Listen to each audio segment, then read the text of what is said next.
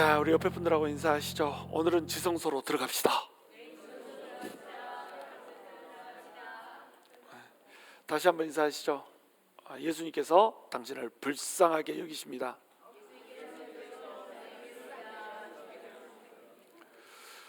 다시 한번 인사합시다. 세상에서 제일 불쌍한 표정으로 주님 앞에 섭시다. 네. 자, 오늘은 우리의 연약함을 아시는 대제사장, 말씀이 짧습니다. 4장 14절에서 16절 말씀인데 3절밖에 안 되니까 한 15분이면 끝나겠죠.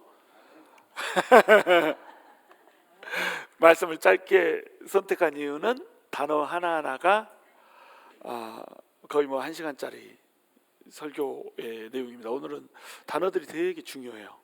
근데 이제 최대한 간단하게 여러분들과 함께 나눌 수 있도록 그렇게 하겠습니다. 자, 14절, 이러므로 우리에게 큰 대사장이 계시니 승천하시니 곧 하나님의 아들 예수시라.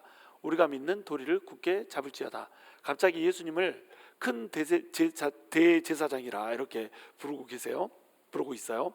자, 지금 이제 1장 2장에서는 예수님이 누구보다 탁월하다? 천사보다 탁월하다. 그 다음에 3장 4장에서는 예수님이 모세보다 탁월하다. 그러면서 또 누구 얘기 나오죠? 여호수아 얘기가 나오잖아요. 예수님이 여호수아보다 탁월하다. 그리고 지금 결국에는 예수님이 큰 대제사장이라고 그랬잖아요. 대제사장인데 그 앞에다 또 큰을 붙였어. 그러면 대제사장이잖아요, 말하자면. 그러니까 대제사장 아론보다도 더 탁월하신 분이 바로 예수님이다, 이 얘기를 하는 거예요. 그러니까 계속 예수님의 탁월성에 대해서 얘기하는 겁니다. 예수님이 바로 하나님이시다, 예수님을 붙잡아야 된다, 이 얘기를 계속 하는 거예요. 우리 하나님께서 구원을 베풀어 주시잖아요. 모세를 통해서 구원을 베풀어 줍니다. 이 구원의 목적은 뭐라고 그랬어요? 바로 안식이라고 그랬죠. 이 안식은 누가 데리고 들어갑니까? 여호수아가 데리고 들어가는 거예요. 그래서 구원의 목적이 안식이기 때문에 구원을 통해서 결국 하나님 나라 천국에 들어가는 이것을 예표하고 있다라고 하는 거예요. 그런데 이 구원을 베풀어 줘놓고 안식까지 들어가는데 중간에 뭐가 있어요? 중간에 시간이 있는 겁니다. 광야에서 돌아야 되는 시간이 있는 거예요. 이 시간을 뭘로 붙잡아야 된다고요? 바로 믿음이라고 하는 걸로 붙잡아야 되는 겁니다. 근데 이 믿음이라고 하는 것은 뭐라고요? 하나님을 전적으로 신뢰하는 거라는 거예요. 하나님을 전적으로 신뢰한다라고 하는 것은 뭐냐면 하나님이 나를 반드시 안식으로 데리고 들어갈 거야, 이걸 믿는다는 거예요. 하나님이 나를 반드시 안식으로 들어갈 거기 때문에 지금 현재 광야에서 먹을 것이 없어, 마실 것이 없어, 그리고 또 내가 원하는 메추라기 고기도 없어. 자, 이렇게 한다고 할지라도 하나님께서는 우리를 광야에서 목말라 죽게 하세요, 안 하세요? 안 하신다는 거예요. 하나님께서는 우리를 굶주려 죽게 만드세요, 안 만드세요? 안 만드신다는 겁니다. 왜요? 구원을 하셨기 때문에 반드시 하나님께서는 우리를 안식까지 데리고 가신다는 거예요. 그러니까 그 중간에 아무리 기간이 힘들고 험해도 우리는 좀 참으면, 좀 견디면 안식으로 결국은 들어갈 거라는 거예요. 그러니까 이 좀 참아야 되는 그 시간 동안에 하나님을 끝까지 신뢰하는 것, 이것이 뭐라고요? 이게 믿음이라는 겁니다. 그러니까 믿음이 있으면 믿음 안에 뭐가 있어요? 아무리 시험이 오고 환란이 오고 공고가 오고 기근이 오고 적신이 오고 위협이 오고 칼이 와도 믿음이 있으면 어떻게 한다는 거예요? 믿음이 있으면 붙들고 있는다는 겁니다. 누구를요? 예수님을, 하나님을, 이때 당시 이제 하나님이죠. 하나님을 붙들고 있을 수 있다라고 하는 겁니다. 그런데 사람들이 구원을 받았음에도 불구하고 안식으로 들어가지 못하는 이유를 보니까 뭐 때문에 그랬다? 믿음이 없어서 그랬다는 거예요. 어떤 사람의 행위가 잘못됐기 때문이 아니라, 도덕적으로 뭐가 틀렸기 때문이 아니라, 뭐 때문에? 믿음이 없었기 때문에. 전적으로 하나님을 나의 주인으로 모시고 하나님은 분명히 나를 안식으로 이끌고 갈 것이기 때문에 끝까지 하나님만을 신뢰하면서 이 시험과 고난을 다 넘어서야지라고 하는 진짜 믿음, 안식으로 들어가게 하는 진짜 믿음이 없었기 때문에 이 사람들은 광야에서 엎드러져 죽었다, 이렇게 얘기하는 거예요. 자, 그러면은 믿음이 있는지 없는지는 어떻게 알까요? 하나님의 말씀이 살아있고 운동력이 있어서 우리 뭘 쪼갠다고요? 혼과 영과 및 관절과 골수를 찔러 쪼갠다고. 그리고 우리의 마음의 생각과 뜻을 다 감찰하시는 거예요. 이 말이 하나님의 말씀이 살아있고 운동력이 있기 때문에 우리의 마음을 변화시켜주고 이런 뜻이 아니라고 그랬어요. 우리 마음의 뜻과 계획을, 우리 마음의 생각과 뜻을 이 말씀이 전부 다 해체해서 다 쪼개가지고 봐버린다는 겁니다. 그러니까 우리가 우리를 결산할 때가 오는데, 그 결산할 때 모든 사람들이 어떻게 된다고요? 벌거벗은 모습인 것처럼, 벌거벗은 것처럼 주님 앞에 완벽하게 이게 다 결산이 돼가지고 서 있다는 거예요. 네가 믿음이 있었네 없었네 이것을 전부 하나님이 판단한다는 겁니다. 그래서 믿음이 없었던 자는 어떻게 한다는 거예요? 안식으로 들어오지 못한다는 거예요. 죽여야 돼? 무조건 죽이지 말고 좀. 믿음이 없었던 자는 안식으로, 결코 내 안식으로 들어오지 못하리라. 그런데 믿음이 있는 자는 어떻게 된다? 결국에는 하나님의 안식으로 들어오게 된다. 이 얘기를 하고 있다는 거예요. 자, 그러면 이제 우리 안에 이제 불안이 생기잖아요. 아니, 나한테 믿음이 없으면 어떡하지? 라고 하는 불안이 생길 수 있다는 겁니다. 이렇게 시험이 오고 환란이 오고 이러는데 나는 흔들리는데 어떻게 하지? 나는 로마에 이 압제가 오고 로마에 이 핍박이 오기 때문에 내가 유대교로 좀 돌아가 버릴까? 막 이런 생각도 하고 이랬는데 어떡하지? 라고 하는 생각이 난다는 겁니다. 그래서 우리 이 히브리서 기자가 지금 14절부터의 말씀을 써주는 거예요. 너네가 그렇게 흔들릴 수도 있는 거야. 그렇게 연약한 모습을 보일 수도 있는 거야. 완벽하지 않아. 사람은 완벽하지 않아. 너네가 부족해. 그런데 하나님께서 바라시는 것은 너네 행위가 아니라 바로 믿음이야. 그러니까 끝까지 가끔씩 흔들리고 가끔씩 연약한 모습 보이고 가끔씩 무너지는 모습을 보인다고 할지라도 끝까지 믿음의 도리를 붙잡으면 되는 거야. 이 얘기를 해주고 싶은 겁니다. 그래서 하나님의 말씀은 살았고 운동력이 있어, 뭐 우리의 혼과 영감이 관절과 고슬을 찔러 쪼개고 우리의 마음의 생각과 뜻을 감찰하며 막 이 말씀을 다 해놓고 나서 14절로 딱 이어지는 거예요. 대제사장 얘기로 들어가는 겁니다. 그러므로 우리에게 큰 대제사장이 계시니 승천하시니 곧 하나님의 아들 예수시라, 이렇게 얘기하고 있어요. 예수님을 큰 대제사장이라고 부르고 있습니다. 그리고 이분이 승천하셨다고 얘기를 해요. 자, 승천했다 하면은 뭐가 떠오르십니까, 여러분? 승천했다 그러면 하늘로 내가 이렇게 올라가는 모습 이대로 나는 대신 내려올 거야. 그러면 제자들은 딱 쳐다보고 이렇게 하늘로 올라간 거 이것만 생각하시죠? 승천했다는 것은 그 뜻이 아닙니다. 물론 그 뜻도 포함하고 있어요. 그 뜻도 포함하는데 궁극적으로 승천했다는 것은 뭘 뜻하냐면, 히브리서 기자가 얘기하는 승천의 개념은 뭐냐면 하늘의 지성소로 들어갔다는 것을 의미합니다. 그러니까 히브리서 9장에 이제 이 얘기가 나오거든요. 우리에게 있는 이 대제사장이 승천을 했는데 승천하신 목적이 뭐냐? 왜 승천했냐? 하늘의 가장 거룩한 지성소로 들어가서 그곳에 앉아가지고 우리의 처소를 마련했다는 거예요. 그래서 예수 그리스도를 대제사장으로 삼고 예수 그리스도한테 붙들려 있는 사람은 전부 다 어디로 들어올 수 있게 만들어줘요? 진짜로 가장 거룩한 지성소로 들어갈 수 있게 이렇게 해준다는 겁니다. 그러니까 우리 예수님이 어떻다는 거예요? 큰 대제사장이라는 거예요. 그냥 대제사장은 어떻죠? 이 땅에서 이 창조된 인간에 의해서 만들어진 그 지성소로 들어가는 거예요. 하나님께서 지성소를 이렇게 어떻게 만들어라고 시경을 주셨잖아요. 그리고 그 지성소의 모양대로 이제 부살렐, 오올리바 막 이런 사람들이 해가지고 어떻게 했어요? 이 성막을 만들었습니다. 그래서 이 성막은 전부 다 예수 그리스도를 예표한다고 그랬죠. 성막이 어떻게 돼 있어요? 전부 이렇게 울타리로 돼 있죠. 울타리 앞에 보면은 뭐가 있어요? 문이 크게 있다고 그랬죠. 그 문을 통과해서 들어가면은 번제단이 있죠. 번제단을 통과해서 들어가면 물두멍이 있죠. 물두멍을 통과해서 들어가면 성소가 있죠. 성소를 통과해서 들어가면 지성소가 있죠. 이 지성소에는 뭐가 있어요? 법궤가 있죠. 하나님의 언약의 말씀이 있습니다. 이 하나님의 언약의 말씀이 있는 이곳을 뭐가 덮고 있어요? 속죄소라고 하는 게 덮고 있습니다. 속죄소는 뚜껑을 얘기하는 거예요. 그 언약궤의 뚜껑에 뭐가 있습니까? 천사 둘이 날개를 딱 이렇게 맞대고 있는 거예요. 하나는 이쪽에, 하나는 이쪽에. 이렇게 천사 둘이서 날개를 쫙 맞대고 있습니다. 그룹 천사 2명이 날개를 맞대고 있죠. 그러면 이 그룹 천사가 상징하는 게 뭐예요? 하나님의 임재를 상징하는 겁니다. 그룹 천사가 있다. 그러면 하나님이 무조건 거기에 임재하신다는 것을 얘기하는 거예요. 그런데 여기를 뚜껑으로 닫아놨단 말이에요. 그리고 거기를 두 천사가 딱 있고 두 천사 밑에 있는 그 자리를 뭐라고 불러요? 그 자리를 속죄소라고 부르는 겁니다. 거기에다가 양을 잡아서 대속죄일에 양의 피를 뿌려야지 속죄가 되는 거예요.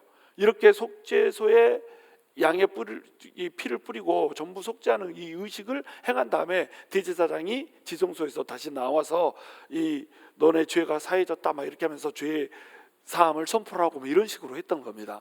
그러니까 속죄소가 지금 그 뚜껑으로 닫혀져 있다, 이 말은 뭐예요? 하나님의 율법 계명이 주어졌는데 이 십계명을 사람들이 전부 다 어겨버렸습니다. 십계명이 주어지는 그 순간에 어떻게 했어요? 이스라엘 백성들이 황금송아지 만들어 버렸잖아요. 십계명을 모세가 받는 그 순간에 시내산에 받고 있는데 시내산 밑에서는 황금송아지 만들어 갖고 막 이렇게 막 춤추고 난리 났던 거예요. 그러니까 그냥 뭐 시간이 좀 지나서도 아니고 십계명 언약을 받는 그 순간에, 언약을 받으러 가기 전에 언약하고 그 다음에 언약을 받으러 가는데 언약을 받는 그 순간에 모세가 늦게 내려온다는 이유로 황금송아지 만들어 가지고 범죄를 해버린 겁니다. 그러니까 거기를 속죄소로 달아놓을 수밖에 없는 거예요. 하나님의 말씀이 딱, 언약이 너네 범죄하면은 계약을 맺었으니까 죽는다, 이렇게 하나님의 언약이 떨어져 있는데 범죄를 해버렸으니 어떻게 하겠어요? 그러니까 죄를 속해줘야 되는 겁니다. 그래서 속죄소로 닫아놓고 대제사장이 제사를 드려줘야 되는 거예요. 근데 이 땅에서의 제사는 뭘로 드리는 제사예요? 양의 피로 드리는 제사잖아요. 그리고 이 대제사장 아론은 죄가 있어요, 없어요? 자기 스스로 죄가 있습니다. 그러니까 자기가 지성소로 들어가려면 혼자 그냥 지성소로 못 들어가는 거예요. 대속죄일에 한 번 지성소로 들어가는데 4차례 이제 들어갔다 나왔다 하죠. 그런데 어떻게 하고 들어가야 돼요? 양의 피로 자기를 깨끗하게 하고 그때서야 들어갈 수 있는 겁니다. 그러니까 아론 자체가 죄인이라, 그리고 어린 양의 피로 죄를 속하는데 어린 양은 사람이에요, 짐승이에요? 짐승이라는 거예요. 그 짐승의 피로 어떻게 사람의 죄를 속할 수 있냐 이거죠. 그러니까 일시적인 제사였단 말이에요. 그래서 이들은 지성소로 들어가서 대제사장 그 혼자서 들어가 가지고 하나님의 임재를 맛보고 나오고 이런 식으로 이제 그들은 했고, 그 앞에 뭐가 가려져 있었어요? 커튼이 가려져 있었죠. 휘장이 가려져 있었습니다. 휘장 앞에도 뭐가 있어요? 천사, 그룹 천사들이 수놓아져 있어요. 여기에 하나님의 임재가 있기 때문에 이리로 죄인이 들어가면 어떤다? 죽는다 이겁니다. 이렇게 돼 있었단 말이에요. 그러니까 이 아론이라고 하는 대제사장, 이 사람이 우리 죄를 속해줄 수 있는가? 일시적으로 한시적으로밖에 속해줄 수 없다는 말이에요. 그가 드리는 어린 양이라고 하는 제사 그 피를 가지고 우리 죄를 속해줄 수 있는가? 일시적으로 한시적으로 속해줄 수밖에 없다는 겁니다. 그러니까 대속죄일에 죄를 속하고 나서도 그들은 어떻게 했어야 되냐면 매일 상번제를 드렸어야 됐어요. 아침 저녁으로 매일 상번제를 드려야 됐습니다. 죄를 지으면 속건제를 지어서 배상을 줘야 됐고, 또 화목제를 드려야 됐고, 번제와 소제를 드려야 됐고, 모든 종류의 제사들을 그들은 드렸어야 됐어요. 왜냐하면 그들의 죄를 속할 방법이 없었거든요. 그러니까 계속 제사를 드렸죠. 그런데 우리 예수님이 큰 대제사장이 되어버렸단 말이에요. 큰 대제사장이 됐다, 이 말은 뭐냐면 아론이 드린 제사하고는 완벽하게 다른 제사를 드린다는 거예요. 자, 누구의 피로 제사를 드립니까? 예수 그리스도 하나님의 피를 가지고 제사를 드립니다. 그리고 누가 대제사장이 됐었어요? 예수님이 대제사장이 됐었어요. 그런데 예수님은 누구라고요? 하나님의 아들이라고요. 곧 하나님의 아들 예수시라 이렇게 얘기했죠. 하나님의 아들이 대제사장이 돼버렸습니다. 하나님의 아들이니까 어떻게 했어요? 승천했습니다. 아론은 승천했어요, 못했어요? 승천 못했어요. 부활한 모습으로 승천 못했잖아요. 또 아론 계열에 있는 모든 대제사장들이 승천했어요, 못했어요? 승천 못했습니다. 왜 승천을 못했죠? 인간이니까 이 땅에서의 제사를 드리다가 죽고 그냥 그 영만 딱 가 있는 겁니다. 지금 나중에 부활의 순간에 이제 부활을 하겠죠. 그렇게 돼 있는 거예요. 자, 그러면 이 아론이 드렸던 이 제사, 그리고 아론이라고 하는 그 대제사장의 역할, 그 다음에 또 아론이 들어갔던 지성소, 이 모든 것들이 다 뭘 예표한다는 거예요? 바로 예수 그리스도, 진짜 대제사장 예수 그리스도를 예표한다는 겁니다. 여러분, 대제사장이 들어갈 때 가슴에다가 뭘 새기고 들어가죠? 가슴에 흉배를 달고 들어가잖아요. 이 흉배에 뭐가 있습니까? 12개의 보석이 달려 있습니다. 이 12개의 보석에 뭐가 새겨져 있어요? 12지파의 이름이 새겨져 있습니다. 이것이 대제사장의 역할이에요. 우리 예수님이 대제사장이 되시다 그 말은 뭐냐면 예수님을 믿고 예수님을 통해서 구원을 얻은 모든 사람들의 이름을 가슴에다 주렁주렁 달고 이 가슴판에다가 우리의 이름을 달고 천국에 있는 하나님의 이 나라에 있는 하늘에 있는 그 가장 거룩한 지성소로 우리 주님이 들어간다는 거예요. 그러려고 우리 주님이 어떻게 했다는 거예요? 예수님이 승천했다는 겁니다. 그러니까 예수님이 승천했다 이 말은 죽고 그냥 하늘나라로 올라갔다는 게 아니에요. 하늘에 올라가 가지고 가장 거룩한 지성소 하나님의 보좌 앞으로 들어가셨다는 거예요. 예수님이 들어가셨다는 것은 예수님과 연합된 모든 자들이 그 지성소로 다 같이 들어갈 수 있게 이렇게 돼버렸다는 거예요. 그것이 승천한다는 것의 뜻입니다. 자, 그걸 해주려고 우리 예수님이 어떻게 하셨어요? 큰 대제사장이 되어주셨단 말이에요. 자, 그러면 대제사장은 원래 누가 하는 겁니까? 레위기에 보면 이제 대제사장은 누가 하는지 이게 나옵니다. 레위 지파 중에 아론 자손들이 하잖아요. 아론 자손이 하는데 어떤 사람이 하는가라고 하는 것을 명시하면서 뭐라고 얘기하냐면 참 재미있는 표현을 써요. 인간 중에 한 명이 대제사장을 한다. 내가 선택한 인간이 대제사장을 한다. 이렇게 얘기해요. 다 인간이잖아. 대제사장은 인간 중에 한 명이어야 된다. 전부 인간이잖아요. 뭐 양 데려다가 대제사장 시킬 거 아니잖아. 무슨 사자 데려다가 대제사장 시킬 거 아니잖아요. 근데 굳이 왜 인간 중에 대제사장은 인간 중에 한 사람이 한다 이렇게 해놨을까요? 왜? 예수님을 예표하고 예견하고 있는 겁니다. 예수님은 이 땅 가운데 대제사장이 되어 주시기 위해서 어떻게 오셨어요? 인간이 되어서 오셨단 말이에요. 그러니까 하나님의 아들 예수시라 이렇게 표현해 놓은 여기에는 예수님은 하나님이신데 하나님의 아들이신데 우리를 대신해서 대제사장이 되어주고 하늘에 있는 지성소로 우리를 데리고 가주시려고 일부러 인간으로 이 땅 가운데 오셨다라고 하는 얘기를 하고 싶은 거예요. 그러니까 대제사장이라고 하는 표현을 쓰면서 동시에 하나님의 아들 예수라고 하는 표현을 쓰고 있는 겁니다. 그러니까 우리 예수님은 자, 인간 중에 한 명이 대제사장이 돼야 되니까 하나님으로서 우리 대제사장이 될 수는 없잖아요. 그래서 하나님이신데 이 땅 가운데 오셔가지고 대제사장이 되셔서 우리를 대신해서 제물이 되셔서 죽으시고 우리 죄를 속하는 대제사장의 제사를 드려주시고 이제 마침내 어떻게 한다는 거예요? 예수님이 지성소로 들어갔는데 이 지성소는 땅에 있는 지성소가 아니라 하늘에 있는 지성소로 들어가셨고 그것 때문에 우리도 하나님의 지성소로 들어갈 수 있는 존재가 되어버렸다 이 얘기를 해주는 거예요. 자, 그러니까 우리가 믿는 도리를 굳게 잡을지어다 이렇게 얘기하고 있어요. 우리가 믿는 도리라고 하는 게 뭡니까? 예수님이 하나님이신데 인간이 되어가지고 이 땅 가운데 오셨다는 것이 우리가 믿는 도리입니다. 그래서 이 예수님이 우리 인간을 대표해서 대제사장이 되어줬다는 거 이것이 우리가 믿는 도리예요. 우리 예수님이 대제사장이 되어줬다는 게 무슨 뜻이냐면 여러분 선지자와 제사장이 차이가 있다고 그랬죠? 선지자는 누구를 대표해요? 하나님을 대표해서 하나님의 말씀을 선포합니다. 그러니까 너네 잘못해서 회개해 막 신랄하게 선지자들이 얘기하잖아요. 이건 하나님 편에 서서 백성들한테 얘기하는 거예요. 근데 대제사장은 어떤 존재예요? 인간의 편에 서서 하나님 앞에 나아가서 매개 역할을 해주는 겁니다. 그러니까 대제사장 이것을 우리 로마서 할 때 제가 얘기해 줬잖아요. 대제사장의 뜻이 뭐라고요? 다리를 놓는 자 이런 뜻이죠. 펀티펙스라고 그랬잖아요. 펀티가 다리라는 뜻이고 팩스가 만든다는 뜻이고 그래서 다리를 만드는 자라는 뜻입니다. 다리를 만드는데 누구하고 누구 사이에 다리를 만듭니까? 하나님과 죄인 사이에 다리를 만드는 게 대제사장이에요. 자, 그러려면 우리 예수님이 인간이 되셔서 오셔야 된다는 겁니다. 그래서 하나님과 우리 사이에 다리를 놓아주시는 대제사장이 되셨다는 거예요. 이게 우리가 믿는 도리입니다. 하나님이신데 그 하나님이 세상에 우리를 대표해서 하나님 앞에 서가지고 우리 이 인간들의 죄를 속해 주십시오. 이 인간들을 긍휼히 여겨 주십시오. 이 인간들을 위해서 내가 피를 흘립니다. 이렇게 자기가 제물이 돼서 대제사장을 돼가지고 제사를 드려주신 이것이 바로 뭐라는 거예요? 우리가 믿는 도리라는 거예요.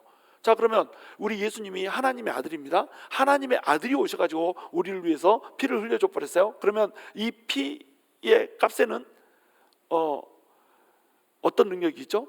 모든 사람들의 죄를 단번에 씻어버리는 능력이 있습니다. 그러니까 다시 어린 양의 피로 제사를 드릴 필요가 있어요, 없어요? 다시 제사를 드릴 필요가 없어요. 예수님이 한 번 딱 제사를 드려봤으니까 이걸로 끝, 그냥 영원히 끝. 얼마나 이 아름다운 이야기입니까? 예수님이 우리를 위해서 대신 죽고 제사를 드렸는데 이 제사로 그냥 끝이에요. 영단번이에요.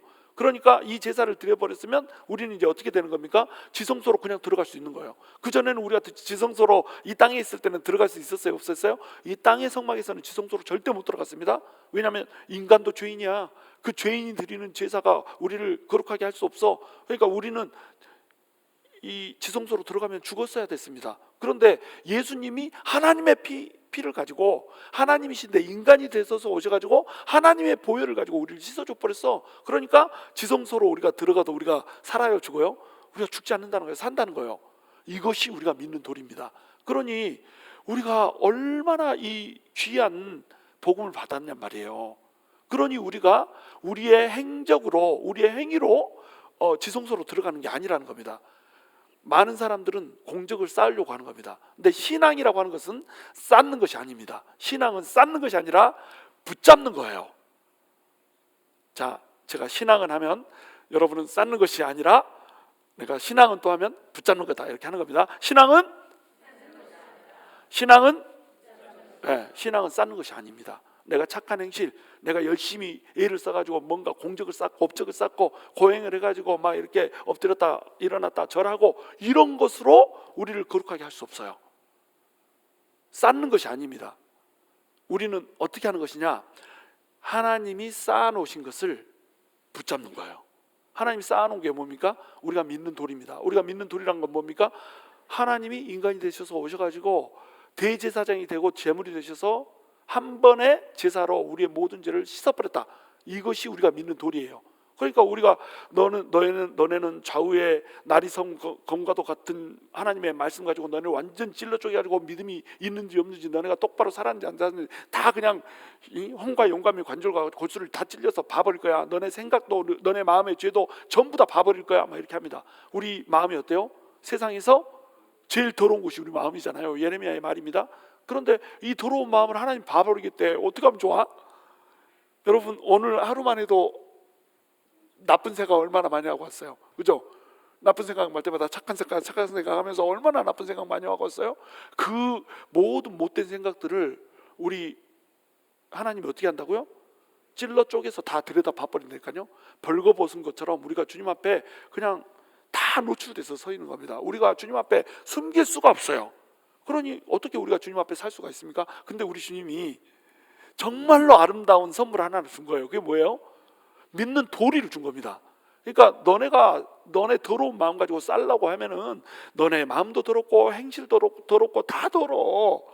너네는 더러운 뿐이야. 너네는 너네 마음 가지고 절대 구원을 얻을 수 없어. 근데 내가 찾는 마음이 뭔지 알아? 내가 찾는 마음은 믿는 도리. 다시 얘기해서 하나님이 인간이 되셔서 이 땅에 오셔가지고 너네를 위해서 죽으셨고 너네를 이 하늘 지성소로 데려가려고 승천하셨는데, 너네도 죽으면은 나중에 예수님이 승천한 그 자리를 따라서 하늘의 지성소로 들어올 수 있는 존재야. 그때까지 이 세상이 아무리 험하고 아무리 힘들고 아무리 유혹이 많다고 할지라도 끝까지 하나님이 주신 그 도리를 붙잡으면 되는 거야.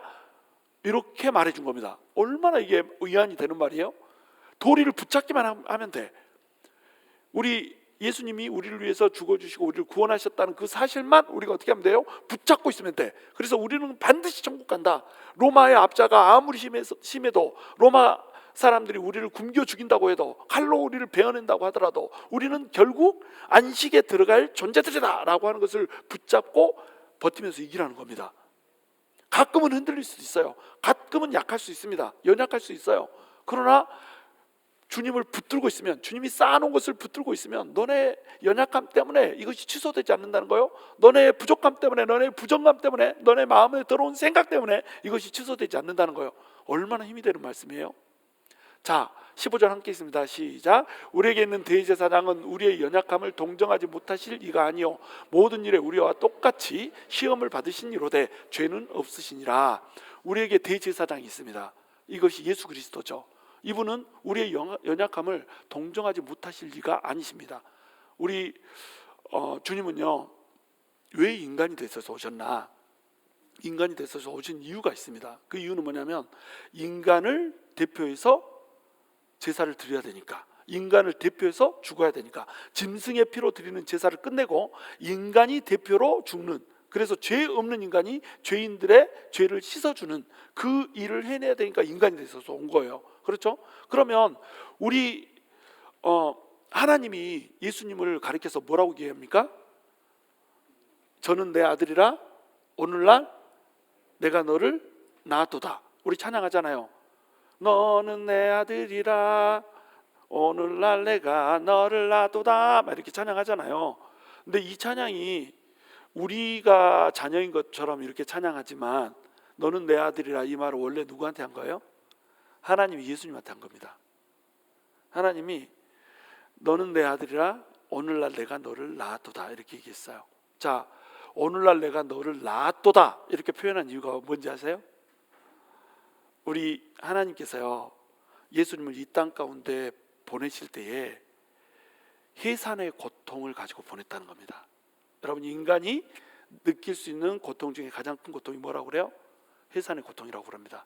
뭐 아이를 자연분만 해보신 분들은 아시겠지만 너무너무 큰 고통이에요. 근데 우리 하나님이 예수님을 보내실 때 즐거운 마음으로 보내신 게 아닙니다. 어떤 마음으로 보냈냐면 아이를 낳는 그 해산의 고통으로, 그 끔찍한 고통으로 고통스러워하고 괴로워하면서 예수님을 보냈습니다. 왜요? 예수님이 하나님 아들이시잖아요. 하나님의 아들을 인간이 되게 만들어버려. 인간의 제약 속으로, 인간의 한계 속으로 예수님을 집어넣어버려. 그리고 예수님이 핍박당하고 순환당하고 침뱉음당하고 조롱받다가 십자가에서 가장 처참한 모습으로 죽어야 돼. 이 모든 것을 하나님은 계획하셨고 이 모든 것을 하나님 아세요. 그런데 예수님을 막상 그 자리로 진짜 보내야 되는 겁니다. 그러니까 오늘날 내가 너를 낳았도다 하면서 우리 하나님이 피눈물을 흘리는 가사가 사실은 오늘날 내가 너를 낳았도다 이 가사예요. 그런데 그렇게 해산의 고통으로 내가 너를 낳았도다 하면서 예수님을 보내시는 이유가 뭔지 아세요? 우리를 향한 긍휼이, 우리를 향한 동정이 예수님을 낳는 그 해산의 고통보다 커버린 겁니다. 그래서 예수님을 우리 가운데 오늘날 내가 너를 낳았도다 하면서까지 이 땅 가운데 보낸 거예요. 이게 하나님이 우리를 향해서 베풀어주고 있는 동정의 크기입니다. 우리 연약함을 동정하지 못하실 리가 아니에요. 우리 하나님께서는요, 우리 연약함을 전부 체험해서 알고 싶어 하셨어요.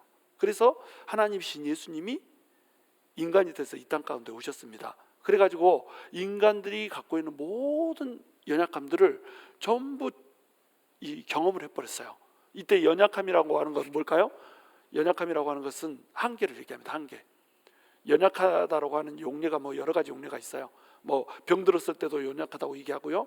또 어떤 뭐 부정하다고 할 때도 연약하다고 하고요. 유혹에 약하다고 할 때도 연약하다고 하는데 한계가 있을 때도 연약하다는 표현을 씁니다. 근데 예수님에 대해서 이 연약하다고 하는 표현을 왜 썼냐면 예수님 죄가 없잖아요. 그러니까 인간의 한계 속에다가 하나님이라고 하는 신성을 가둬버렸다는 거, 제약했다라고 하는 거, 이런 의미를 갖는 거예요. 그러니까 예수님은 하나님이신데 하나님의 신성, 여기 하나님의 아들이라고 그랬잖아요. 하나님의 신성을 인간의 연약함에다 가둬버리고 왔어요. 그러니까 인간이 갖고 있는 모든 연약함을 예수님은 전부 다 체험을 해버린 겁니다. 어떻게 하기 위해서요? 인간의 연약함을 전부 다 체험하시기 위해서. 그래야지 인간의 마음을 전부 알 수 있으니까. 그래서 아기 때 우리 예수님이 젖 안 먹으면 배고팠습니다. 우리 예수님 울었을까요? 안 울었을까요? 젖 달라고? 울었습니다. 웅해. 그래가지고 엄마가 늦잠 자가지고 못 일어나면 핏대 터지게 울고 막, 우리 주님이 그랬을 거예요. 똥기저귀 막 안 갈아주면은 막 그 짓물러 가지고, 그때는 베이킹 파우더도 없고 막 이러잖아요. 베이비 파우더, 베이킹 파우더. 하다가 그 파우더도 없고 이러잖아요. 그거 막 발라주지 못하고 땀띠 나고 막 이랬다니까요. 우리 주님이 방구도 끼고요. 막 그것도 싸고요. 다 이거 했습니다. 우리 주님이. 그러니까 우리 주님이 인간의 한계의 이 껍질 속에다가, 한계 속에다가 하나님의 신성을 제약을 시켜버렸단 말이에요. 그러니까 얼마나 답답해요. 원래 없다가 그러면은 그렇게 그냥 그런 줄 알고 살죠. 근데 하나님이었잖아요. 하나님이었던 분이 인간의 껍질을 입고 와버렸습니다. 얼마나 답답해요. 그 답답함을 가지고 인간들하고 같이 살면서 인간들의 연약함, 인간들의 그 한계를 전부 다 체험을 해버린 거예요. 아, 인간이 이래서 유혹을 받는구나. 아, 인간이 이래서 마음이 흔들리겠구나. 아, 인간이 이래서 사람들 눈치를 보겠구나. 이런 것들을 전부 다 우리 예수님이 체험해서 알아버렸다는 겁니다. 그리고 나서 우리를 동정해 버린다는 거예요. 연약감을 그 개역 한글에서는 이걸 체휼이라고 표현을 했어요. 체휼이라고 하는 이 표현이 훨씬 좋습니다, 사실은. 왜냐하면 몸체에다가 근육할 때 휼자거든요. 그러니까 몸으로 느껴서 불쌍하게 여긴다, 이런 뜻이에요. 우리 예수님이 우리를 다 경험하셨기 때문에 우리를 동정하시는 분입니다. 그런데 연약함을 동정하지 못하실 리가 아니요, 이렇게 부정법으로 썼잖아요. 그러면서 훨씬 더 강조를 해주고 있는 거예요. 우리 주님은 우리 연약함을 동정하지 못하는 분이 아니에요. 다 몸으로 느꼈기 때문에 우리 연약함을 전부 아신단 말이에요. 그런데 우리 예수님은 또 인간이면서 동시에 어때요? 하나님이시잖아요. 인간이면서 동시에 하나님이시기 때문에 우리 예수님이 동정을 해버리면 이거는 어마어마한 파워가 있습니다.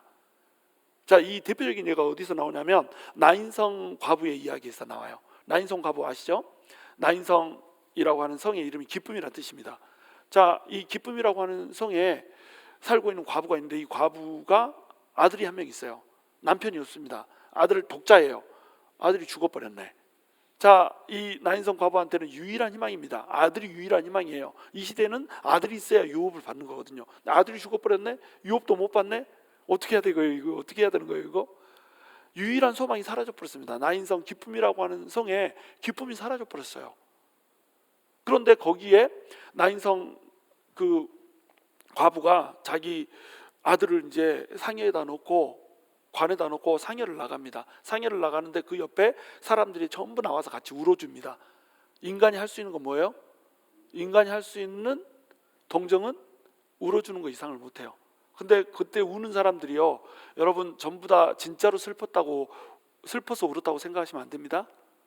이때 당시는 울어줄 사람이 없으면 돈 주고 울어줄 사람을 샀습니다. 이런 사람을 호나하는 사람이라고 불렀어요. 그러니까 과부잖아요. 그리고 아들 독자 한 명 있잖아요. 주변에 그렇게 막 많은 사람들이 찾아와서 슬퍼해 줄 만한 사람이 있을까요? 없을까요? 없습니다. 이럴 경우는 어떻게 해요? 돈 주고 울어줄 사람을 찾습니다.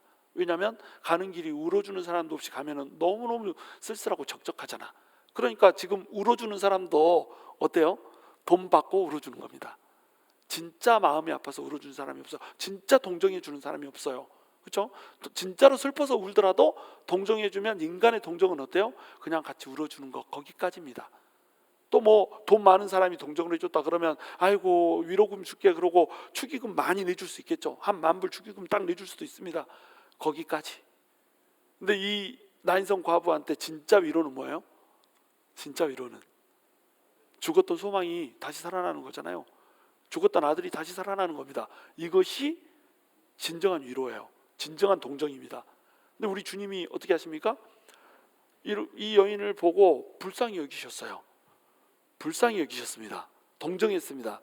그래가지고 이 여인한테 가서 우리 예수님이 뭐라고 얘기합니까? 울지 마라, 이렇게 얘기합니다. 그러면 이 여인이 이 소리를 들으면서 어떻게 되겠어요? 생전 처음 본 사람이, 이 사람은 예수님을 아직 못 들었습니다. 예수님을 찾지도 않았습니다. 생전 청년이 와가지고 뭐 나이나 아니나 자기 아들 또래밖에 안 될 것 같은데 와가지고 여인아 울지 마라, 나한테 이런 거, 아들 죽어가지고 막 울고 있는데 울지 마라 이러는 거예요. 그럼 어떻게 했어요? 꼬라지 확 나겠죠. 그죠? 근데 예수님이 울지 마라 할 때는 왜 울지 마라 하겠어요? 내가 네 잃어버린 소망을 다시 살려줄게. 내가 너를 동정했는데 내 동정은 아무런 능력 없는 것으로 끝나지 않아. 나의 동정은 너를 구원해 주는 거야. 내 동정은 잃어버린 너의 소망을 다시 살려주는 거야. 내 동정은 너의 끝난 것 같은 절망을 지워버리는 거야. 우리 주님의 음성입니다. 이게 울지 마라, 울지 마라. 진짜로 안 울어도 되는 상황을 만들어 주겠다는 거예요. 그리고 어떻게 해버립니까? 그 관에다가 손을 딱 얹고 기도를 해버립니다. 대제사장 같으면 어떻겠어요? 그 관에다 손을 얹고 기도를 못합니다. 왜요? 자기도 부정해져 버리거든. 또 그 관에다가 손을 얹는 사람이 있으면 어때요? 대제사장이 너는 부정했으니까 절대로 성전으로 들어오면 안 돼, 이렇게 금지령을 때려버립니다. 자기도 못 만지고 남도 못 만지고. 근데 우리 대제사장이신, 큰 대제사장이신 우리 예수님은 어떻게 해요? 관에다 그냥 갖다 손 얹어버립니다. 그랬더니 예수님이 부정해버려요? 아니면은 시체가 살아나 버려요? 시체가 살아나 버립니다. 이것이 예수님이 해줄 수 있는 동정입니다. 어마어마한 차이가 있는 거예요. 예수님은 우리의 연약함을 체휼하지 아니하시는 분이 아니에요. 그런데 예수님이 우리 연약함을 체휼하고 계시기 때문에 어떤 효과가 나타나 버리냐? 우리의 죽어버린 소망이 살아나 버리는 겁니다. 우리 죽은 아들이 살아나 버리는 거예요. 이게 우리 주님이 우리한테 줄 수 있는 동정입니다. 근사하지 않습니까? 모든 일에 우리와 똑같이 시험을 받으시니로되 죄는 없으시니라. 우리 주님이요 똑같이 우리와 시험을 받으셨습니다. 시련도 받았고요, 또 뭣도 받았어요? 유혹도 받았습니다. 마귀가 와서 막 유혹했습니다. 육신의 정욕, 안목의 정욕, 이생의 자랑, 이 세 가지로 골고루 유혹을 막 했습니다. 그리고 이렇게 유혹만 했냐? 또 시련도 줬습니다. 십자가의 시련이 그 끝이죠. 가장 끝판왕이 십자가의 시련이죠. 이렇게 시련을 줬습니다. 근데 우리 주님이 어때요? 이 모든 유혹과 시련을 다 견디고 이겼어요. 특별히 여러분, 죽음이라고 하는 시련까지도 우리 주님이 이겨버렸잖아요. 견뎠잖아요. 죽음이라고 하는 시련, 죽었다가 살아나 버렸잖아요. 그러니까 우리 주님이 감당해주지 못할 유혹과 시험이 있어요, 없어요? 없다는 겁니다. 모든 일에 우리와 한결같이, 우리처럼 똑같이 우리 주님이 시험을 받아버렸어요. 그러니까 우리가 무엇 때문에 시험 받는지, 무엇 때문에 유혹받는지 다 알고 있다는 겁니다. 이때 당시에 히브리 기독교인들이 로마 제국에서 그렇게 핍박할 때, 유대교 그 신자들이 그렇게 유대교로 돌아와라 막 회유하고 이렇게 유혹할 때에 그들이 시련을 당하고 유혹을 당해서 마음이 흔들리고 있지만, 너네가 마음이 연약하구나, 너네가 이런 상황이면 마음이 흔들릴 수도 있지, 이런 것을 우리 주님이 다 아신다는 거, 모른다는 거요? 다 아신다는 겁니다. 그러니까 좌우의 나리선 검처럼 나를 쪼개버려가지고 나 어떡하지? 막 이렇게 하는데 염려하지 말라는 거예요. 우리 주님이 너네 연약함을 다 체휼해서 다 몸으로 느껴서 전부 알고 긍휼하게 불쌍하게 여겨준다는 거예요. 그러니까 안심하라는 얘기를 지금 해주고 있는 겁니다. 그런데 우리 주님이 죄는 있어요, 없어요? 또 죄는 없어버립니다. 죄를 지은 적이 없어. 그러니까 우리 죄를 대신해서 죽을 수가 있어요, 없어요? 죽을 수 있습니다. 그런데 우리 죄를 대신해서 죽었어요, 안 죽었어요? 죽어버렸어요. 그러니 우리가 흔들렸던 우리 모든 죄악들도 예수 그리스도의 피를 우리가 붙들고만 있으면, 우리가 뭐 그것을 죄 지은 거 흔들린 거 막 해가지고 우리 잘못했습니다 막 이렇게 해가지고 뭔가 그걸 막 그 보수하려고, 그것을 메이크업 하려고 막 예를 써서 뭔가를 하지 않아도, 그냥 그 우리가 믿는 도리, 우리 주님이 하나님이신데 우리 인간을 대표해서 오셔가지고 죽어주셨다라고 하는 이 도리만 붙잡고만 있으면 어떻게 해주겠다는 거예요? 우리 주님이 씻어주겠다는 겁니다. 자, 16절 함께 있습니다. 시작. 그러므로 우리는 긍휼하심을 받고 때를 따라 돕는 은혜를 얻기 위하여 은혜의 보좌 앞에 담대히 나아갈 것이니라. 아멘. 그러니까 이제 우리는 어떻게 하면 되냐? 우리는 긍휼하심을 받고 때를 따라 돕는 은혜를 얻기 위하여 은혜의 보좌 앞에 담대히 나가면 된다라고 하는 겁니다. 자, 긍휼하심을 받고 할 때 이 긍휼하심이라고 하는 단어가 헬라어로는 엘리오스예요. 엘리오스라고 하는 단어인데, 엘리오스라고 하는 단어는 헤세드는 다 아시죠? 헤세드를 엘리오스라고 자주 번역을 합니다. 그리고 이제 또 구약에 이런 단어가 나와요. 라훔이라고 하는 단어가 나옵니다. 라훔이라고 하는 단어는 원래 어디서 나왔냐면 레헴이라고 하는 단어에서 나왔어요. 레헴 하니까 뭐 그 떡 생각하면 안 됩니다. 동음 이의예요. 레헴은 뭐냐면 자궁이라는 뜻입니다. 그러니까 엄마가 그 자식을 자궁에다 품고 있듯이 그렇게 내 자식을 아끼는 마음, 그게 뭐예요? 그게 긍휼입니다. 긍휼은 뭐냐? 긍휼은 불쌍히 여기는 마음이에요. 이게 그 대표적인 예가 뭐냐면, 라움의 대표적인 예가 이스라엘 백성들이 애굽에서 노예 생활을 하고 있었잖아요. 근데 막 채찍으로 때리고 막 죽이고, 또 자식들 나면 악어 밥으로 던져버리고 하수에다 그렇게 막 하잖아요. 그렇게 할 때 이스라엘 백성들이 정말로 도움의 손길이 없어서 고통스러워하면서 부르짖었습니다. 죽을 맛이야 막 이렇게 했습니다. 뭐 하나님을 찾았는지 안 찾았는지 모르겠어요. 하여튼 부르짖었습니다. 부르짖었다는 게 그냥 고통의 절규였을 수도 있고 하나님한테 부르짖는 진짜 부르짖음일 수도 있어요. 그런데 그 부르짖음을 듣고 하나님이 어떻게 했다고 나와요? 긍휼히 여겼다고 나옵니다. 불쌍히 여겼다고 나와요. 그것이 나옴입니다. 그래가지고 이스라엘 백성들을 어떻게 해버립니까? 구원을 해버려요. 또 나움이 언제 쓰이냐면 솔로몬 이야기 아시죠? 솔로몬이 맨 처음에 왕이 됐을 때 두 여인이 아들을 낳았는데 그 두 여인이 낳은 아들이 한 여인이 낳은 아들이 죽어버려가지고 남은 아이 하나 가지고 둘이 서로 내가 엄마다 이렇게 싸웁니다. 그랬더니 솔로몬이 어떻게 합니까? 이 아이를 절반으로 쪼개가지고 그 절반씩 나눠줘라 이렇게 판결을 하잖아요. 그랬더니 이 진짜 엄마가 어떻게 합니까? 울면서 이 아이를 불쌍하게 생각하면서 내 아이가 아니니까 그냥 저쪽한테 주세요 이렇게 합니다. 그때 이 엄마의 마음이 뭐예요? 나움입니다. 내 애가 죽게 생겼어. 자궁하고 거의 비슷하죠? 내 애가 죽게 생겼어. 내 애로 안 해도 돼. 이 애가 살아야 되니까 그냥 네가 엄마해 이렇게 할 정도의 마음, 이 마음이 뭐예요? 이게 나움이었어요. 그리고 이게 이제 엘리오스로 신약으로 넘어오면서는 예수님께서 이스라엘 백성들 예루살렘에 다 입성하면서 이스라엘 백성들이 막 죄악 가운데 막 살고 있잖아요. 또 나사로가 죽었는데 나사로의 죽음 앞에서 예수님이 또 울잖아요. 예루살렘에 들어갔을 때도 울고 또 언제도 울입니까? 나사로가 죽었을 때도 울고 예수님 막 눈물을 보입니다. 이때 눈물을 보인 이유가 뭐예요? 이 죄악 가운데서 너무너무 고통스럽게 살고 있는 인간들의 모습이 가슴이 아픈 겁니다. 그러니까 이들을 긍휼하게 여겼어요. 이 긍휼하게 여긴다는 단어가 신약에서 이제 뭐 2개 정도의 단어가 있는데 엘리오스 말고 이제 뭐 다른 또 S로 시작하는 단어가 있습니다. 그 단어는 어떤 뜻이냐면 창자가 끊어진다는 뜻입니다.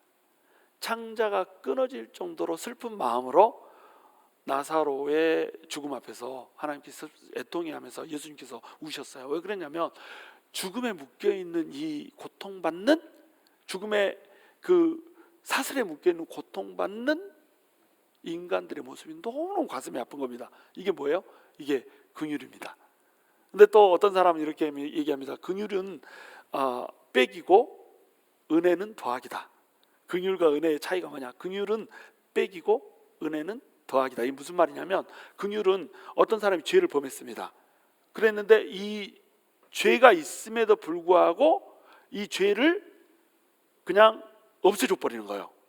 불쌍하니까 이 죄를 없애줘 버려가지고 이 사람을 구원해 주는 거, 이걸 긍휼이라고 얘기한다는 거예요. 근데 은혜는 뭡니까?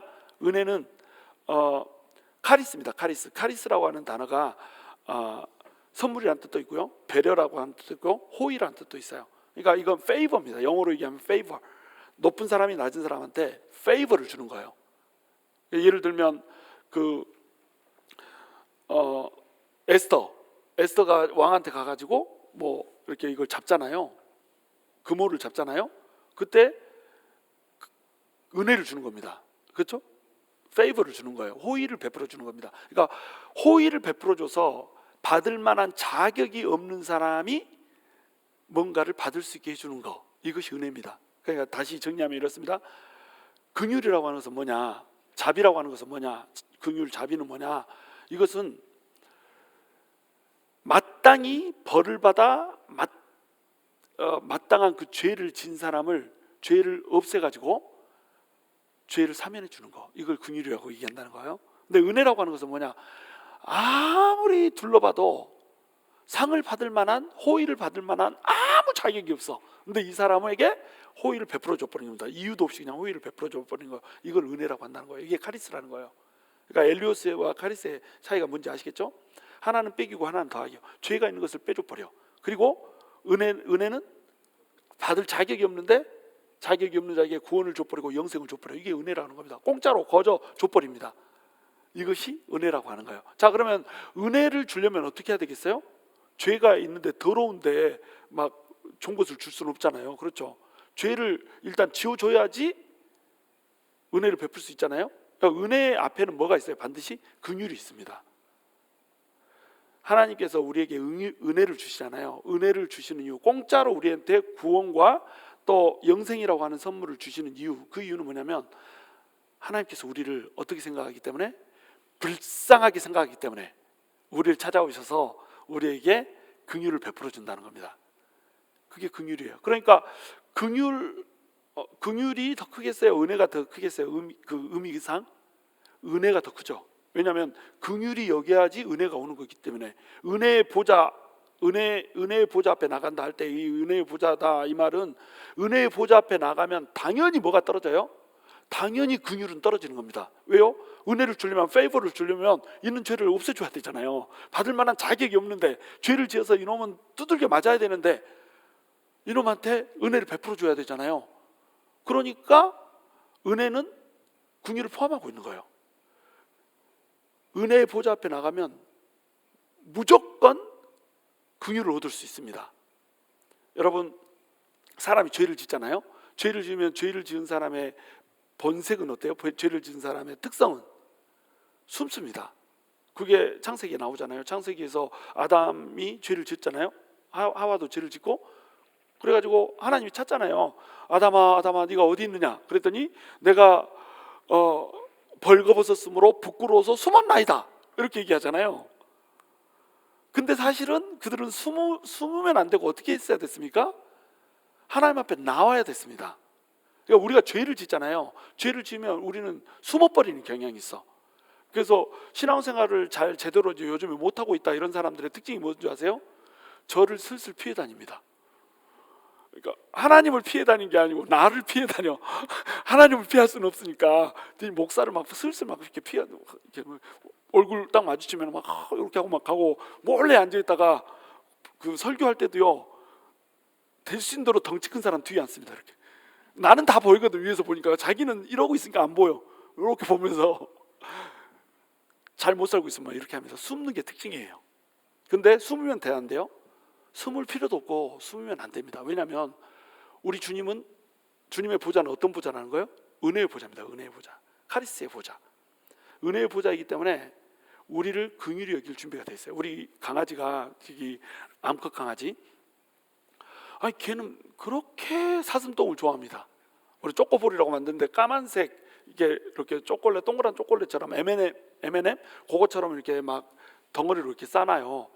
그거를 그렇게 먹지 말라고 해도 가서 막 이렇게 막 뭔가를 막 먹고 있습니다. 그래가지고 야 벨라, 딱 이렇게 하면은 입을 막 이렇게 하면서 옵니다. 이러면 먹지 말라고. 그렇게 하면은 이제 막 그 겁을 먹잖아요. 그래가지고 막 살살 막 무서운 척하면서 이렇게 하면서 옵니다. 그래서 눈치를 살살 봐요. 진짜로 화가 났는지 안 났는지 막 눈치를 보면서 옵니다. 근데 이제 그래도 뭐 그거 뭐 사슴똥 먹었다고 내가 잡아먹을 수는 없잖아요. 그러니까 그래도 오면은 이제 이뻐해 줍니다. 그러면은 이뻐해 준다는 느낌이 딱 오잖아요. 그러면 그때부터 막 올라타고 막 난리도 아닙니다. 나 더 이뻐라 이거지. 이브에 똥을 묻어가지고 막 여기에 사슴똥 여기 흘려가지고 막 여기 묻어 있는 처럼 막 이러고 올라옵니다. 그래가지고 와서 막 이렇게 하면 내가 어떻게 해줘요? 이거 닦아줍니다. 그리고 닦아주고 난 다음에 어떻게 할까요? 너무 이뻐가지고 맛있는 먹을 것을 줘버립니다. 지금 한 짓거리를 봐서는 어때요? 한 짓거리를 봐서는 한 대 맞아야죠. 그렇죠? 죽어야지. 그런데 어때요? 오히려 입을 닦아주고 맛있는 먹을 것을 줘버려. 이게 뭐예요? 이게 은혜입니다. 왜 이렇게 할까요? 막 이렇게 막 뭐 한 대 혼날까봐 막 이렇게 하고 오면은 너무너무 불쌍해. 그리고 너무너무 이뻐. 이 너무너무 불쌍한 게 뭐예요? 이게 긍휼입니다. 너무너무 이뻐. 한 짓거리는 어때요? 더러운 짓거리를 했어. 근데 너무너무 이뻐. 그럼 이거 뭐예요? 이게 페이버입니다. 이게 페이버예요. 이게 은혜입니다. 이게 긍휼과 은혜가 이해가 되시나요? 우리 주님은 우리한테 긍휼을 베푸시는 분. 여러분, 탕자가 집을 나가잖아요. 집을 나가고 쫄딱 망하잖아요. 쫄딱 망하고 이제 돼지 열매를 먹다가 제정신이 돌아와가지고 돌아오잖아요. 이 탕자가 돌아올 때 이 사람은 왜 돌아올 걸 생각을 했을까요? 만약에 돌아왔는데 우리 아버지가 내 다리 몽둥이를 분질러 버릴 거예요. 이런 생각을 했으면 돌아올 수 있었을까요? 없었을까요? 돌아올 수 없었을 겁니다. 근데 이 아들은 어떤 확신이 있어요? 내가 가면 우리 아버지는 나를 불쌍히 여겨줄 거라고 하는 확신이 있는 겁니다. 무슨 얘기인지 이해가 되세요? 나를 긍휼히 여겨줄 거라고 하는 거, 나에게 자비를 베풀어 줄 거라고 하는 확신이 있어요. 은혜를 베풀어 줄 거라고 하는 확신은 없습니다. 그러니까 나를 품꾼 중에 한 명으로 여겨주소서. 이 말은 뭐예요? 용서해주고 나 죽이지 말고 품꾼 중에 한 명으로 써주세요. 그러니까 나를 긍휼히 여겨주세요. 이 마음으로 오는 거예요. 이 마음으로 왔다는 건 뭐예요? 나를 긍휼히 여겨주세요. 이 마음으로 왔다는 건 거기까지만 바랬다는 겁니다. 근데 이 아버지는 어때요? 그 탕자가 돌아오니까 긍휼히 여겨서 안아줄 뿐만 아니라 어떻게 합니까? 페이버를 베풀어 주잖아요. 은혜를 베풀어 줘가지고 이 아들을 한 짓거리를 보면 어때요? 한 기특이 맞아야지. 그런데 우리 아버지가 어떻게 합니까? 소를 잡아가지고 먹여줘 버리잖아. 사슴똥 먹고 왔는데 혼 안 내고 맛있는 먹을 뼈다귀를, 고기 덩어리를 줘버리는 거하고 뭐가 달라요? 똑같잖아요. 아니, 가산을 탕진하고 왔는데, 그것도 아버지 죽을 때나 받는 유산이라고 하는 것을 받아서 갔는데 쫄딱 망해서 왔습니다. 이거 어떻게 해야 됩니까? 맞아야지. 근데 때리는 대신 어떻게 해버려요? 소를 잡아서 줘버리네. 이것이 은혜라는 겁니다. 우리 주님은 긍휼과 은혜의 주님이세요. 근데 때를 따라 돕는 은혜를 위하여 이렇게 돼 있죠. 때를 따라 돕는 은혜, 이게 때를 따라가 무슨 단어냐면 유라고 하는 단어와 이 시간에 두 가지 종류가 있는지 아시죠? 시간에 첫 번째 시간은 어떤 시간입니까? 크로노스의 시간. 또 한 시간은 뭐가 있죠? 카이로스의 시간이 있죠. 유라고 하는 단어하고 카이로스라고 하는 단어를 두 개를 합쳐가지고 유카이론이라고 하는 단어를 만들었습니다. 이것이 때를 따라라고 하는 단어예요. 때를 따라라고 하는 단어는 그러니까 무슨 뜻이냐면 유가 좋다는 뜻이거든요. 이 유가 들어가면 좋다는 뜻입니다. 유니스 그러면 좋은 승리 이런 뜻이고요. 그렇죠? 그 다음에 유포니 그러면 좋은 소리 이런 뜻이고 하여튼 그렇습니다. 에반젤리즘 그러면 그것도 이 유에서 V로 됐으니까 이게 뭐죠? 복음 막 이런 뜻이 되고 그렇죠?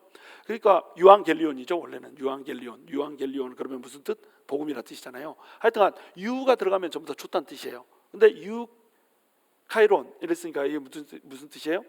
좋은 때, 적절한 때를 얘기하는 겁니다. 그러니까 적절한 때를 딱 틈타 가지고 우리 주님이 어떻게 한다는 거? 도와준다는 겁니다. 이 적절한 때는 하나님의 때죠. 우리는 이래요. 주님 앞에 나올 때 주님 긍휼히 여겨주세요. 때를 따라 돕는 은혜를 주신다면서요. 이렇게 하면서 어떻게 오해를 하면 내가 기도하는 대로, 내가 원하는 대로 우리 주님이 들어주는 걸로 생각합니다. 근데 여러분 생각해 보세요. 내가 생각하는 것이 더 옳겠어요? 하나님이 생각하는 게 더 옳겠어요? 하나님 생각하는 게 옳습니다. 하나님 생각이 무조건 옳습니다.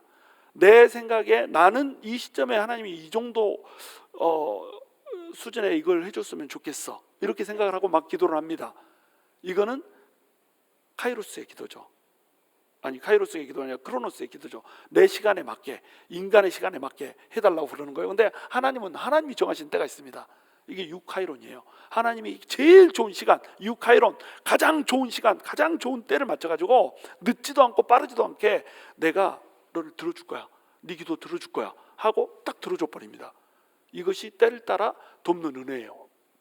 근데 우리가 어쨌음에도 불구하고, 우리가 죄를 지었음에도 불구하고, 우리가 연약해서 흔들렸음에도 불구하고, 그러니까 여러분, 내가 똑바로 살지 못했어, 제대로 살지 못했어, 그래가지고 하나님 앞에 부끄러운 뿐이고 하나님 앞에 정말 창피해 죽겠어, 사람들 보기도 창피하고 사람들 눈치 보이고 막 이래요.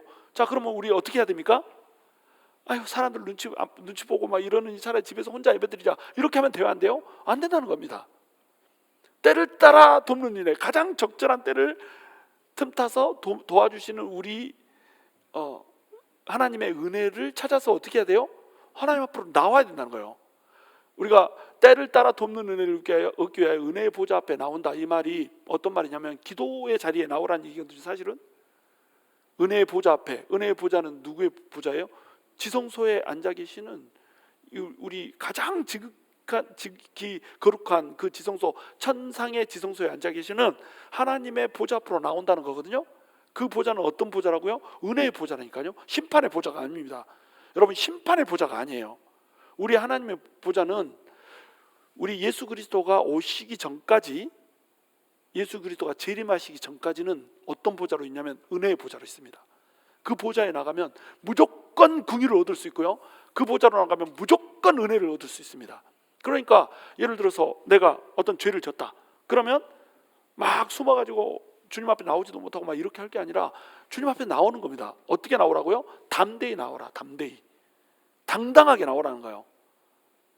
이 컨퍼밍, 확신을 갖고 나오라는 겁니다. 확신을 갖고 나와서 어떻게 하라는 거예요? 주님 앞에 부르짖으라는 겁니다. 이것이 기도예요. 기도는 뭐냐? 기도는 주님 앞에 긍휼을 얻게 하나님께서 제정하신 최고의 장치입니다. 우리 주님 앞에 나와서 우리가 기도를 하잖아요. 우리 주님은 반드시 우리를 긍휼하게 여기십니다. 죄를 지어도 긍휼하게 여기죠. 또 우리가 병약해도 긍휼하게 여기죠. 우리가 마음을 다쳤어요, 마음이 상해도 우리 주님이 어떻게 하십니까? 긍휼하게 여기시죠. 우리가 또 뭐 똥 먹는 것처럼, 그렇게 사슴똥 먹는 것처럼 그렇게 더러운 죄를 범했고 더러운 마음을 또 품었습니다. 그런데 주님, 정말로 이렇게 살아서는 내가 안 되는데 이렇게 살았습니다. 마음이 또 흔들렸습니다. 그러면 또 어때요? 주님 앞에 또 나옵니다. 또 어떤 어려운 문제를 만났습니다. 어려운 문제를 만났다는 건 뭐예요? 우리 한계가 있다는 거잖아요. 우리 연약함이 있다는 거잖아요. 그 연약함을 우리 예수님이 체휼을 했어요, 안 했어요? 체휼을 했습니다. 체험해서 우리를 긍휼하게 여기세요. 그러니까 은혜의 보좌 앞에 나오면 우리 주님이 어떻게 하세요? 반드시 들어주십니다.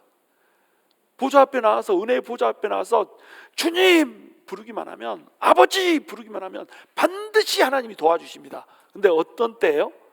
유카이론, 가장 좋은 때 이걸 해주십니다. 우리는 왜 빨리 안 해주세요? 이렇게 얘기하죠. 근데 우리 주님은 지금은 때가 아니야, 지금 네가 광야를 걸어야 되는 때야. 그러면 안 해주십니다. 그런데 계속 붙들고 있잖아요. 우리 믿는 도리를 붙들고 계속 주님 앞에 나와서 은혜의 보좌 앞에서 주님 앞에 매달려 있잖아요. 그러면 가장 적절한 때에 가장 적절한 방식으로 우리 예수님께서 모든 것을 들어주지 않을 리가 없다는 거예요. 그래서 담대히 나오라고 한 겁니다. 여러분, 우리도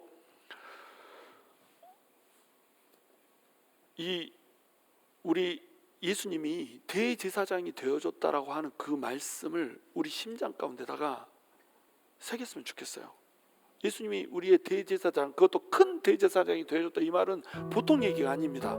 이 얘기는 뭐냐면 인간이 되셔서 와가지고 인간을 위해서, 인간을 대표해서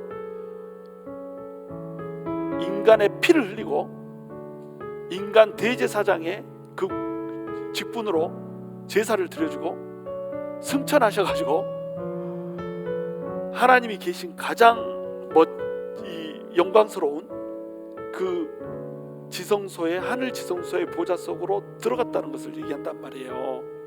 그 예수님이 우리의 대제사장이 돼가지고 지금도 우리를 위해서 제사를 드려주고 있다는 거라는 겁니다. 그러면 우리는 어떤 존재가 돼요? 우리도 예수님을 따라서 지성소로, 은혜의 보좌 앞으로 담대히 들어갈 수 있는 거예요. 옛날에는 은혜의 보좌 앞에 들어가면 다 죽었어야 됐습니다. 이 은혜의 보좌가 뭡니까? 속죄소예요.